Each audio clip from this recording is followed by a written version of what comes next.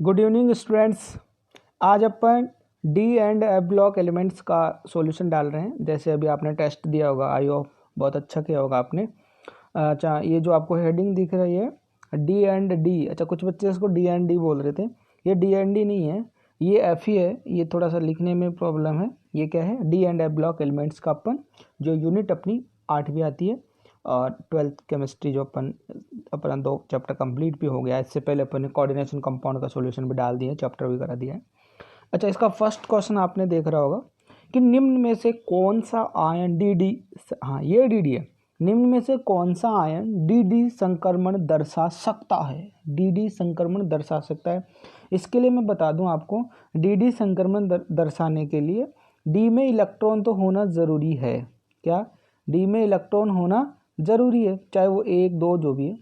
अब बात यहाँ पे ये आती है कि निम्न में से कौन सा आयन डी संक्रमण दर्शा सकता है।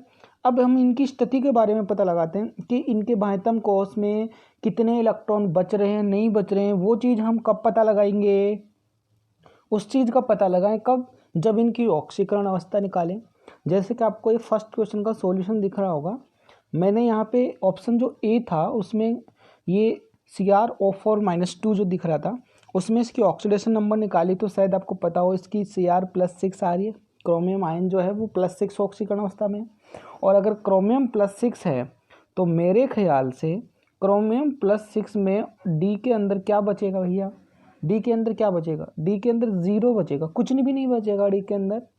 ऐसे अगर आप Cr2O7 जो पोटेशियम डाइक्रोमेट का या किसी का जो सॉल्ट है, अब यहाँ पे Cr2O7-2 की बात करते हो आप, तो भी मेरे ख्याल से क्रोमियम की ऑक्सीडेशन नंबर कितने आ रही है? +6 से आ रही है।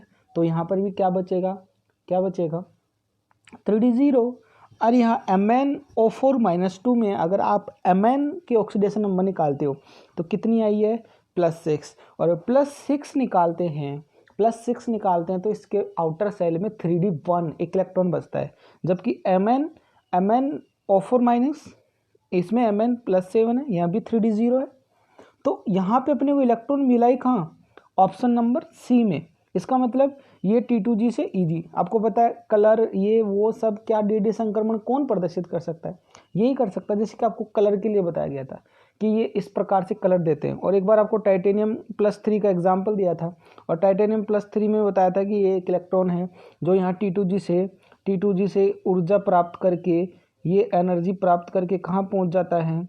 ये पहुँच जाता है Eg के अंदर। और इसको हम ये डी और ये डी, इस डी को हम डी ट्रांजिशन कहते हैं, है ना। कलर प्रदर्शित करने की क्षमता होती है।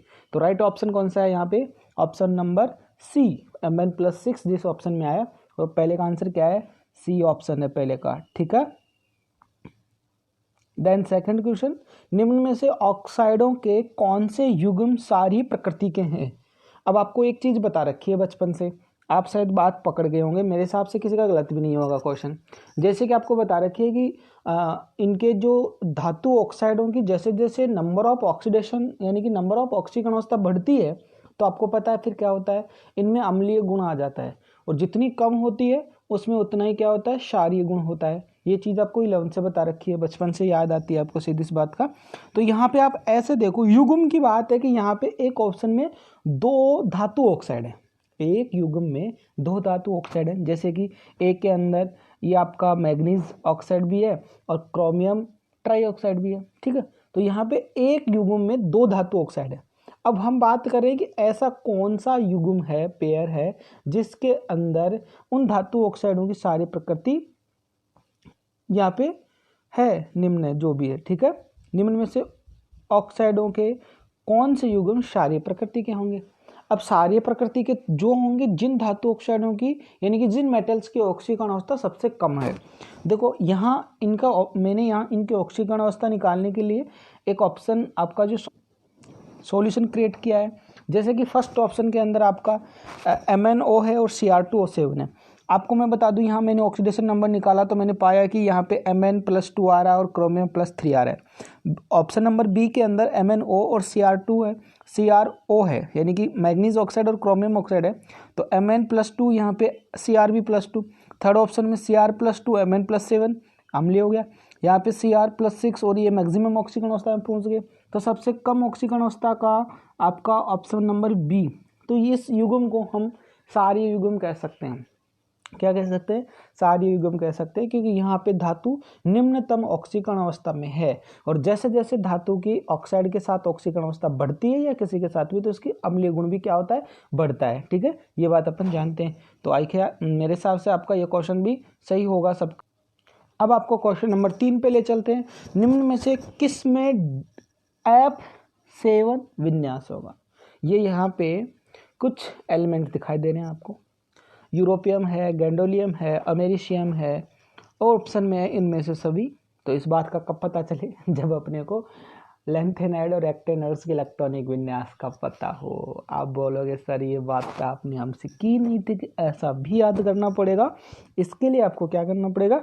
इसके लिए इसका इलेक्ट्रॉनिक विन्यास को रिमेंबर करना पड़ेगा कि F7, अब ये F7 बोला है ना कि 4F7 बोला या 5F7 बोला है।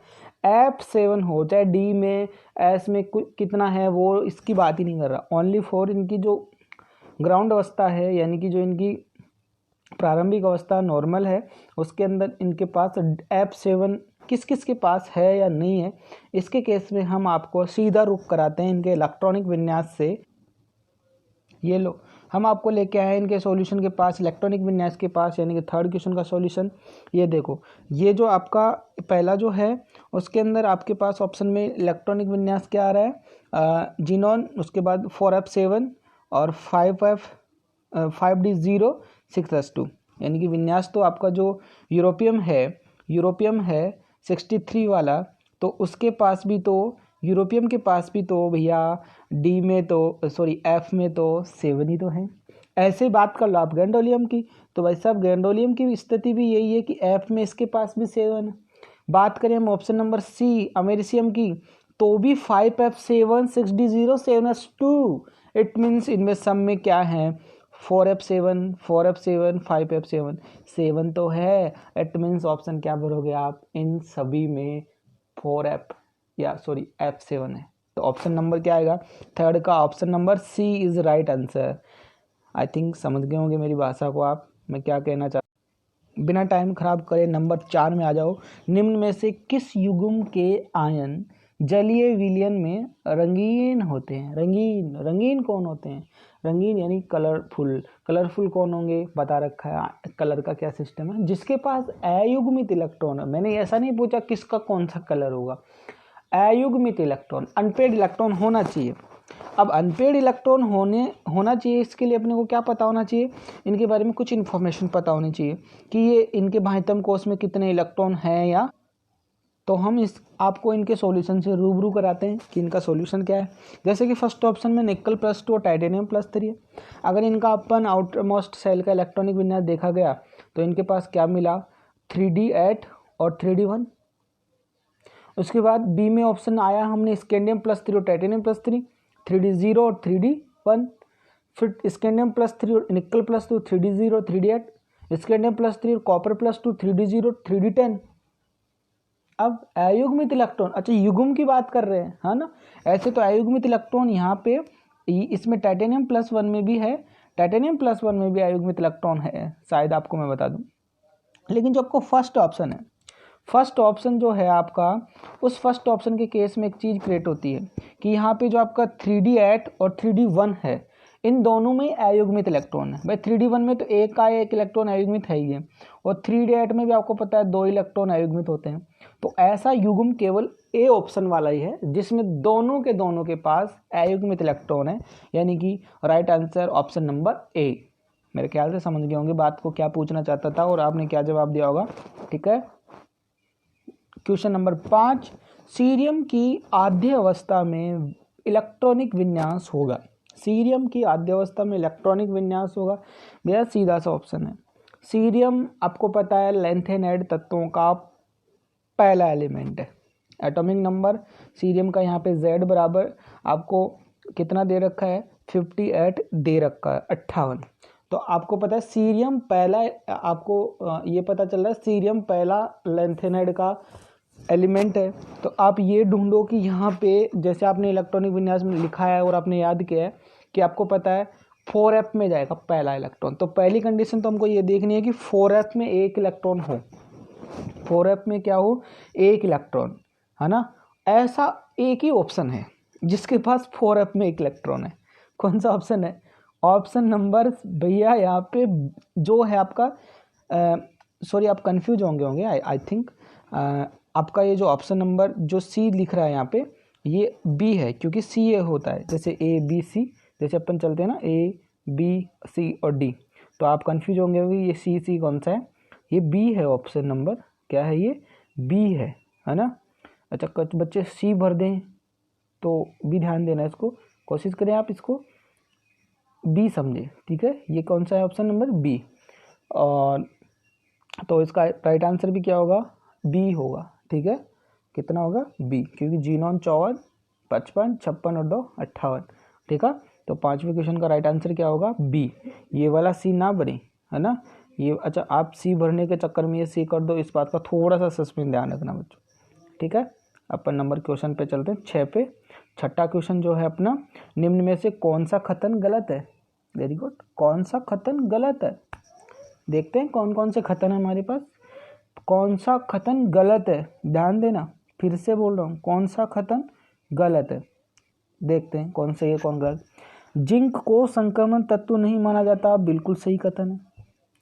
प्रोमीथियम पीएम रेडियो सक्रिय है, बिल्कुल है, इसमें कोई दिक्कत ही नहीं है। उसके बाद लुटेशियम ट्राइऑक्साइड की अपेक्षा लेंथेनम OH अधिक क्षारीय होता है, बिल्कुल सही जवाब है, क्योंकि अपन जानते हैं लेंथेनम से लुटेशियम तक जाने पर एटॉमिक साइज डिक्रीज होती है। तो जो इनके ऑक्साइड होंगे, यानी कि लुटेशियम ट्राइऑक्साइड होगा, वो आई थिंक आकार छोटा होने के कारण इनके हाइड्रोक्साइड थोड़े अच्छे से पैक होंगे, यानी कि इजीली नहीं OH आयन डिजोल्व होंगे, इनके हो जाएंगे। तो ये अपना थर्ड ऑप्शन भी ठीक है, गलत नहीं है। लेकिन अब अपन सीधा रुख कर रहे हैं ऑप्शन नंबर डी पे, आयन विनिमय विधि द्वारा लेंथेनाइड पृथक्करण संभव नहीं है, बिल्कुल गलत बात है। संभव नहीं है, गलत बात है। संभव है, लेकिन ये बात गलत जरूर है, लेकिन आंसर सही है। बात गलत जरूर है लेकिन आंसर सही है, क्योंकि आपको पता है लेंथेनाइडों का पृथक्करण किया जा सकता है, आयन विधि द्वारा किया जा सकता है।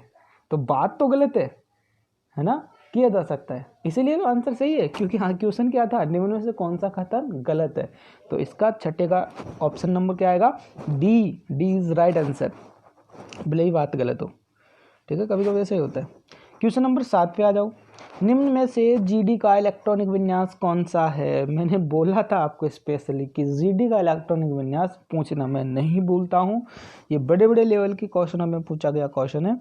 जीडी का इलेक्ट्रॉनिक विन्यास क्या है, जैसे कि आपको पता है जीडी का इलेक्ट्रॉनिक विन्यास क्या है, क्योंकि आपको पता है यार, वैसे तो इसके अंदर मैं बता दूं, सीधा प्रश्न ना हुआ, क्योंकि यहाँ पे 4f7 इससे पहले जो यूरोपियम होता है उसमें भी 4f7 तो भर जाता है, 4f7 उसमें भी आ जाता है, बट इसमें एक इलेक्ट्रॉन डी में वापस चला जाता है। ये जो आपका गैंडोलियम है उसमें आने वाला इलेक्ट्रॉन कहाँ आया था, 5d में आया था, क्योंकि इससे पहले भी आपका यूरोपियम में 4f7 ही था और 6s2, यानी कि option number B is right answer. ये किसका इलेक्ट्रॉनिक विन्यास है, गैंडोलियम का इलेक्ट्रॉनिक विन्यास है।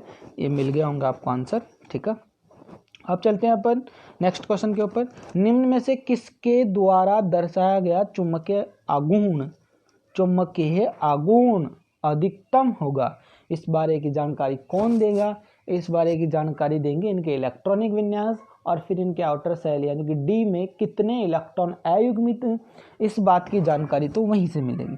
तो चलिए हम आपको सीधा रुख करवाते हैं इनके इलेक्ट्रॉनिक विन्यास और अयुग्मित।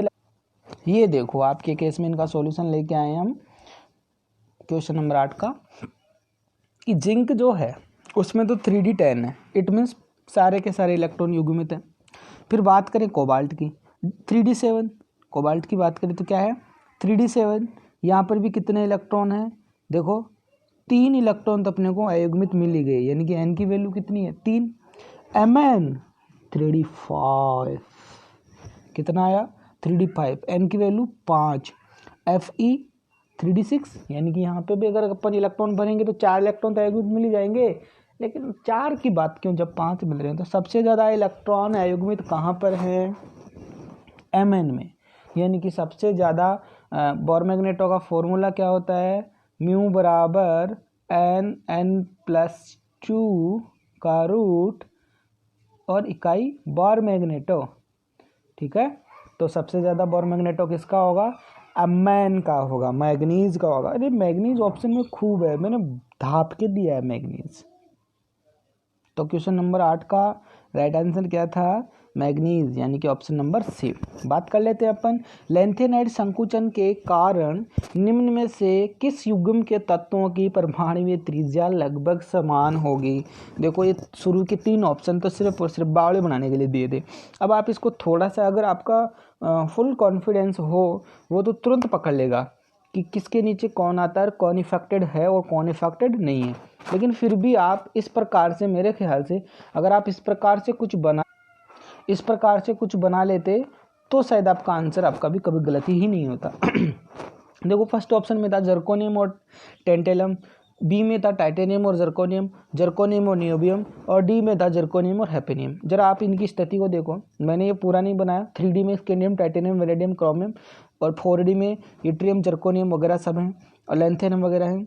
अब आप मुझे ये बता दो इतना सा बस कि जर्कोनियम और टेंटेलम, इट मीन्स जर्कोनियम और टेंटेलम, एक ऑप्शन में ये दे रखा है, ठीक है। फिर उसके बाद कौन सा ऑप्शन दे दिया, टाइटेनियम और जर्कोनियम। टाइटेनियम कहाँ और जर्कोनियम कहाँ, यहाँ तो इनकी पड़ेगा ही, फर्क पड़ेगा ही पड़ेगा, जाहिर सी बात है, क्योंकि यहाँ पे तो आकार बढ़ेगा। उसके बाद जर्कोनियम और नियोबियम, देखो जर्कोनियम कहाँ, नियोबियम कहाँ, थर्ड ऑप्शन यहीं से उठा दिया, तो इसमें तो कोई दो राय नहीं। उसके बाद कौन ऑप्शन आया, उसके बाद ऑप्शन आया जर्कोनियम और हैपनियम। ये देखो यहाँ से 40 और 72। तो आपको बता रखा है कि 4D से 5D में जाने पर लेंथेनाइड संकुचन के कारण इनकी आकार में क्या नहीं होगी, वृद्धि नहीं होगी, है ना, इनका आकार क्या होगा, सेम सा होगा। तो ऑप्शन नंबर जो डी है इसका 9वें क्वेश्चन का और राइट आंसर है। थोड़ा सा इस प्रकार से आप पैरेलल बना लेते तो शायद इसमें कोई दिक्कत आपको होती नहीं और सही क्वेश्चन हो जाता। वैसे भी लगभग सबका सही हुआ होगा मेरे हिसाब से। तो क्वेश्चन नंबर 10 में आपको दिख रहा होगा टाइटेनियम, वेनेडियम, क्रोमियम, Mn की घटती हुई द्वितीय आयनन एंथैल्पी का सही घटता क्रम होगा। ये 4 आपको संक्रमण तत्व दिया है, 4 संक्रमण तत्वों में से इनकी द्वितीय आयनन एंथैल्पी का घटता हुआ क्रम पूछा है, यानी कि इनके बाह्यतम कोश से एक इलेक्ट्रॉन ऑलरेडी जा चुका है, इनके बाह्यतम कोश से ऑलरेडी एक इलेक्ट्रॉन तो जा ही चुका है। हम तो इनकी द्वितीय आयनन एंथैल्पी की बात कर रहे हैं, सेकंड आयनाइजेशन एंथैल्पी की बात करें तो ये जो मैंने लिखा था टाइटेनियम, वेनेडियम और क्रोमियम और मैग्नीज के केस में, ये तो इनका मान लो शुरू में होता है। अब एक इलेक्ट्रॉन मैंने निकाल दिया कि इनकी फर्स्ट भी हो गई।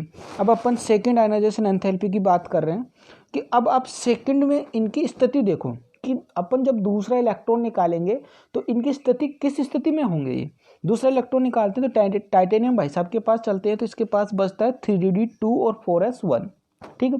वेनेडियम +1 की बात करते हैं तो बचता क्या है 3d3 और 4s1।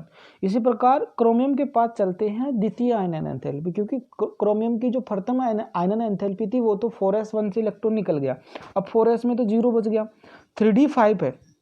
इस प्रकार Mn+1 की बात करते हैं, यानी कि द्वितीय आयनन एंथैल्पी जब एक इलेक्ट्रॉन ऐसे निकल गया तो दूसरा भी कहाँ से निकलेगा, ऐसे निकलेगा। इसको कोई प्रॉब्लम नहीं, इसको प्रॉब्लम, लेकिन सबसे ज़्यादा प्रॉब्लम किसको होगी, इसकी। तो द्वितीय आयनन एंथैल्पी इन चारों में से सबसे ज़्यादा किसकी हो गई, क्रोमियम की। और ये तो क्वेश्चन आपको अलग से भी बना हुआ है कि क्रोमियम और कॉपर की इस श्रेणी के अंदर सबसे ज़्यादा आयनन एंथैल्पी होती है। तो फर्स्ट ऑप्शन में सबसे ज़्यादा किसकी, क्रोमियम की। और ऐसा ऑप्शन शायद एक ही होगा जिसमें सबसे ज़्यादा क्रोमियम की बता रखी है। फिर तो आपको पता ही है मैग्नीज की सेकंड नंबर पे होगी, क्योंकि लेफ्ट टू राइट आकार कम होता है। तो फिर वैसे जाना तो सबके पास एस में से ही है, लेकिन लेफ्ट टू राइट आकार कम होता है, तो फिर कम आकार में फिर आपको पता है किसका नंबर आएगा, मैग्नीज का आएगा, फिर इसका आएगा, फिर इसका आएगा, है ना, क्रोमियम, मैग्नीज, वेनेडियम और टाइटेनियम। मेरे ख्याल से सबका सही होना चाहिए आंसर। बहुत अच्छा क्वेश्चन उठाया था मैंने यहाँ। फिर इसी प्रकार का 11वां क्वेश्चन भी है। प्रथम संक्रमण श्रेणी के 4 क्रमिक सदस्य नीचे दिए गए हैं, है ना। इनमें से किसकी तृतीय आयनन ऊर्जा अपेक्षाकृत उच्च होगी। यहाँ पे तृतीय दिया है, यानी कि कब की बात कर रहे हैं, ये सब +2 ऑक्सीकरण अवस्था में है और फिर उस कंडीशन में हमको एक इलेक्ट्रॉन निकालना है। भाई तृतीय ऑक्सीकरण अवस्था तो तभी होगी ना, तृतीय आयनन एंथैल्पी, तो कि जब ये 2 इलेक्ट्रॉन ऑलरेडी दे चुके हैं, हम इनका निकालना चाहते हैं तीसरा इलेक्ट्रॉन। तो जरा सोचिए कि तीसरा इलेक्ट्रॉन निकालने में किसको दिक्कत आने वाली है यहाँ पे, किसको। अभी आपके सामने सॉल्यूशन मिला, आप खुद समझ रहे हो कि अगर वेनेडियम +2 था तो उसके पास 3D में 2 इलेक्ट्रॉन थे, क्योंकि एस के तो निकल गए, ऑलमोस्ट एस के तो सभी के निकल गए। क्रोमियम +2 था तो उसके पास 3D के अंदर कितना बचा, 4। अगर Mn+2 है तो उसके पास 3D में इलेक्ट्रॉन बचे 5, और अगर आयरन Fe+2 है तो 3D में इलेक्ट्रॉन बचे 3D 6, यानी कि एस के इलेक्ट्रॉन तो जा चुके हैं पहले। अब अगर तीसरा इलेक्ट्रॉन निकालना है तो डी में से निकालना पड़ेगा। अब स्थिति देखो इनके डी की क्या क्या है, 3D2, 3D4, 3D5 और 3D6। इट मीन्स पंगा कहाँ है, 5 में, because half filled more stable, ठीक है। तो 3D5 यानी कि यहाँ पे Mn की तृतीय आयनन ऊर्जा सबसे ज़्यादा है। मैंने बोला था ना आपको, Mn काफ़ी ऑप्शन में Mn है, ठीक है। सर पहले बतानी चाहिए थी ना ये बात, तो अब क्या फर्क पड़ा। क्वेश्चन नंबर 12, संक्रमण धातुओं की निम्नलिखित श्रृंखलाओं में से वह श्रृंखला कौन सी है जिसमें सभी धातु आयनों में 3D इलेक्ट्रॉनिक विन्यास पाया जाता है। बोले सर क्यों आप इलेक्ट्रॉनिक विन्यास के पीछे पड़ गए, क्या क्या मिल रहा है आपको। देखो इस ऑप्शन में आपको इसको कैसे सोल्व करना था, इसके लिए भी हम आपको एक सिंपल से ट्रिक बताते हैं ऐसे क्वेश्चनों को कैसे सोल्व करना। पहले आपको इस प्रकार से चारों इनके जो एलिमेंट थे उनको लिख लेना था, और फिर इनके इलेक्ट्रॉनिक विन्यास को भी लिख लेना था कि टाइटेनियम में 3D2 4s2, वेनेडियम में 3D3 4s2, क्रोमियम में ये और Mn में ये होता है। अब हमको ये पूछ रहा है कि इनके ऐसा सब में 3D2 इलेक्ट्रॉन बचे, सबके सब युग्मों में ऐसा कौन सा युग्म है जिनके पास सब में 3D में 2 इलेक्ट्रॉन बच रहे हों। एस के जा चुके हैं, डी में भी अगर ज़्यादा है तो वो भी गए, बचने कितने चाहिए थे, ओनली फॉर 2। तो हम अब सोचते हैं कि टाइटेनियम कैसा हो कि उसके पास 3D में 2 इलेक्ट्रॉन बचे। वह टाइटेनियम +2 हो जाए, यानी कि टाइटेनियम के यदि ये 4s के ये 2 इलेक्ट्रॉन निकल जाएं तो बेचारा क्या बन जाएगा, +2, यानी कि 2 इलेक्ट्रॉन चले जाएंगे तो +2 बन जाएगा। अगर वेनेडियम में +2 कब आए, 2 यहाँ से और 1 डी का, इट मीन्स 3 इलेक्ट्रॉन निकल जाए तो यानी कि वेनेडियम +3 हो तो 3D2 बच जाएगा। इसी प्रकार क्रोमियम की बात कर लेते हैं। क्रोमियम में यहाँ पे 4s में 1 इलेक्ट्रॉन और 3D में 5 इलेक्ट्रॉन है। अगर मैं इसको 3D2 चाहता हूँ तो 1 यहाँ से और 3 इलेक्ट्रॉन मेरे को यहाँ से खिंचाने पड़ेंगे, है ना, यानी कि 4 इलेक्ट्रॉन देगा, यानी कि Cr+4 होगा, क्रोमियम +4 होगा तो इसके पास 3D में 2 इलेक्ट्रॉन बचेंगे। इसी प्रकार सोचने की बात है कि Mn की स्थिति भी यही है। Mn कब हो, 4s से 2 इलेक्ट्रॉन और 3D5 से 3 इलेक्ट्रॉन अगर ये दे दे तो इसके पास भी 3D में कितने इलेक्ट्रॉन बच सकते हैं, 2 इलेक्ट्रॉन बच सकते हैं। यानी कि टाइटेनियम +2, वेनेडियम +3, क्रोमियम +4 और Mn +5। ऐसा ऑप्शन देखते आप आंसर चिपका दो। और ऐसा ऑप्शन आपको कहाँ मिलेगा, ऐसा ऑप्शन आपको यहाँ पे नंबर डी में मिलेगा। डी ऑप्शन है, टाइटेनियम +2, वेनेडियम +3, क्रोमियम +4 और Mn +5। ऑप्शन नंबर डी 12वीं का राइट आंसर है। हम सीधा रुख करवाते हैं आपको क्वेश्चन नंबर 13 पे। लेंथेन एटम का सामान्य इलेक्ट्रॉनिक विन्यास क्या है। बड़ी विचित्र घटना है, हम 11th से याद करा रहे हैं आपको, क्वेश्चन आ गया यहाँ पे। लेंथेन एटम की बात करते हैं, सामान्य इलेक्ट्रॉनिक विन्यास N-2F1 से 14 तक बिल्कुल सही आंसर है। N-1 D 0 से 1 तक बिल्कुल सही है। NH2 भी बिल्कुल सही है, मतलब सीधा सीधा जवाब करते हैं ऑप्शन नंबर ए पे। Option number is right answer. तो 13वें का आंसर क्या है, option number A is right answer, ठीक है। अगला क्वेश्चन पे रुक करवा देते हैं आपको सीधा ही। ओहो बड़ी विचित्र घटना है, लेंथेनाइड हैं। आज हमसे कोई लेंथेनाइड का जवाब मांग रहा है, हम 10th से पढ़ते आ रहे हैं लेंथेनाइड क्या है, लेंथेनाइड क्या है, लेंथेनाइड क्या है। और इसका क्वेश्चन भी अच्छा सा बना दिया, भले ही बड़ा क्यों ना हो, सिंपल सा क्वेश्चन है। इसी उम्मीद के साथ बनाया था कि हर बच्चे का क्वेश्चन सही होगा ही। देखो लैंथेनाइड क्या है, छठे आवर्त में स्थित 14 तत्व, बिल्कुल सही। परमाणु क्रमांक 90 से 103, अरे रे रे रे रे गलत हो गया, छोड़ो इसको। सातवें आवर्त में स्थित होते हैं, ना ना ना ना ना ना, गलत बात, छोड़ो। छठे आवर्त में स्थित 14 तत्व सही है, होते हैं, छठे आवर्त में होते हैं। परमाणु क्रमांक 58 से 71 तक, बिल्कुल सही है, यहाँ तक भी सही जा रहे हैं। जो कि 4F उपकोष में भरे जाते हैं, बिल्कुल सही कह रहे हो आप बात। अब डी में पूछने से मतलब ही नहीं है कि सातवें आवर्त में स्थित हैं ये वो, उसमें एक्टेनाइड होते हैं भैया, इसका कोई काम ही नहीं है। इट मीन्स आपका ऑप्शन कौन सा आ गया है, option number C, this is right answer. क्या होता है, छठे आवर्त में होता है, 4F में 14 इलेक्ट्रॉन बढ़ते हैं, परमाणु क्रमांक 58 से लेके 71 तक, इट मीन सीरियम से लेके लुटेशियम तक इनका गणित खत्म हो जाती है। तो ऐसा ऑप्शन नंबर को कहाँ मिलेगा, सी में मिलेगा। मेरे हिसाब से समझ गए होंगे, ये किसी का गलत भी नहीं होगा और मैंने इस बहाना से दिया भी नहीं था कि किसी का गलत हो जाए। क्वेश्चन नंबर 15 पे चलते हैं। निम्नलिखित में से अधिकतम संख्या में ऑक्सीकरण अवस्था दर्शाता है। निम्नलिखित में से अधिकतम संख्या में ऑक्सीकरण अवस्था दर्शाता है। मैंने फिर से कहा था आपको, इसके केस में बड़ा विचित्र प्राणी है, बार बार आ रहा है, परेशान कर रहा है। मैंने बोला था आपको Mn बहुत ऑप्शन में है, ध्यान दो फिर से। यहाँ पे देखो क्रोमियम की स्थिति की बात कर लेते हैं, 1 इलेक्ट्रॉन इसका और 5 इलेक्ट्रॉन इसके, यानी कि ये +6 तक देता है। आयरन की बात कर लेते हैं तो ये देता है। Mn की बात कर लेते हैं +7 तक देता है, +2 से +7 तक। और वेनेडियम की बात करते हैं तो +2 से +5 तक देता है। सबसे ज़्यादा ऑक्सीकरण संख्या Mn, दिस इज, मैंने बोला था Mn और भी ऑप्शन में आएगा, अभी इसका पेंडा नहीं छोड़ा आपका। तो राइट आंसर Mn, कौन सा आएगा, Mn आएगा इसके। क्वेश्चन नंबर 16, हाँ इसमें थोड़ा सा माथा जरूर लगाना था। संक्रमण धातु मोनोऑक्साइडों के सारे गुण निम्नलिखित में से किस क्रम का पालन करते हैं। ध्यान दो, अभी जैसे एक क्वेश्चन अभी भी आया था कि ये मोनोऑक्साइड हो चाहे कोई से भी ऑक्साइड हो, जो इनके सारे गुण का पालन जो होता है, सारे प्रॉपर्टी का, बेसिक प्रॉपर्टी का पालन वही होता है जहाँ आकार छोटा होता है और आकार बड़ा होता है। जहाँ आकार बड़ा होता है तो सारे गुण ज़्यादा होता है और आकार छोटा होता है तो सारे गुण कम होता है। तो अब ध्यान दो इसके केस में कि अगर अपन एक पीरियड में लेफ्ट टू राइट जाते हैं तो साइज कम होती है, आई थिंक क्या होती है, साइज कम होगी, ठीक है। अब यहाँ पे बात कर लेते हैं अपन, साइज कम होती है। तो देखो अगर अब मेरे पास, मैं इनके केस में एक आपको बताऊं, इनका सॉल्यूशन भी मैं अगर आपको सामने पेश करना चाहूँ तो आप सीधा से समझ सकते हो इसको।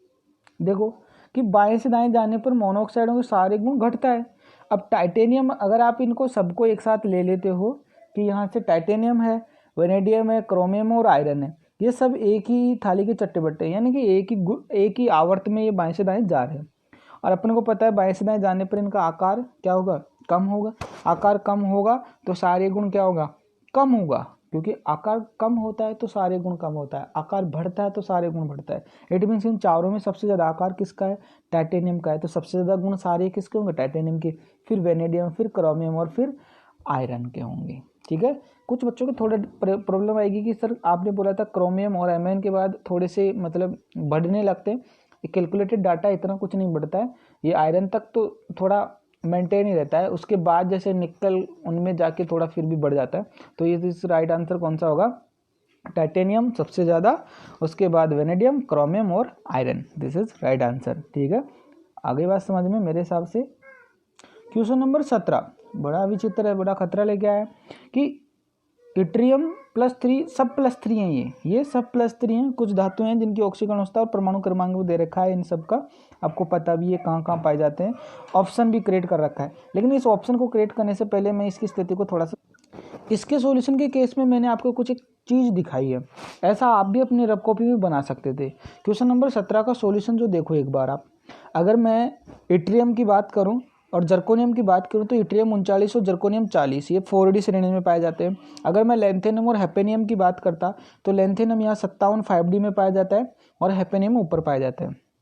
अब हैपेनियम नहीं है तो क्या हुआ, मैं इसलिए लाया हूँ क्योंकि लेंथेनियम और हैपेनियम के बीच में से लेंथेनाइड हैं जो 14 तत्व, यानी कि सीरियम से लेकर लुटेशियम तक होते हैं। और फिलहाल मेरे पास सीरियम और यूरोपियम और लुटेशियम 3 हैं, और ये सब के सब आयन जो +3 ऑक्सीकरण अवस्था में है। बिल्कुल सही बात है, इनकी सामान्य ऑक्सीकरण अवस्था भी हम +3 मानते हैं और यहाँ पे इट्रियम भी +3 है, ठीक है। तो अपने पास 4 चीज़ें हैं, अपने पास कौन कौन है, इट्रियम है अपने पास, उसके बाद अपने पास कौन है, उसके बाद अपने पास लैंथेनम है, उसके बाद अपने पास यूरोपियम है और लुटेशियम है। अब आपको समझ में आ रहा होगा कि सबसे ज़्यादा छोटा आकार किसका होगी, किसकी आयनिक त्रिज्या सबसे कम होगी। जैसे अगर मैं लैंथेनाइडों की बात करूं तो सबसे कम किसकी हो रही है, यहाँ पे लुटेशियम की हो रही है सबसे कम। तो मैंने देखो सबसे कम में लुटेशियम को रखा, ठीक है। फिर मैंने एट्रियम को ले आया। आप समझ में प्रॉब्लम बच्चों की यार है कि एट्रियम कैसे आ गया। एक बार आप एट्रियम की स्थिति भी देख लो कि एट्रियम बेचारा +3 है, +3 है। 3 इलेक्ट्रॉन देने के बाद यानी कि 39 में से 3 गए, बचे कितने, 36 क्रिप्टन जैसा। और आपको पता है अगर मैं इसके बाह्यतम कोष के इलेक्ट्रॉन उड़ा दिया ऊपर से तो क्रिप्टन ये तो समेट गया बेचारा, है ना। तो ये लुटेशियम में तो क्या है, धीरे धीरे आकार इतना छोटा हो जाता है कि ये तो इट्रियम से भी छोटा हो गया। बट यहाँ पे क्या होता है, क्योंकि उसके इलेक्ट्रॉन फॉर्म में एफ में जाने के बाद नाभिक थोड़ा संकुचन हो गया ना। बाकी यहाँ पे इट्रियम का आकार किससे बड़ा है, लुटेशियम से बड़ा है।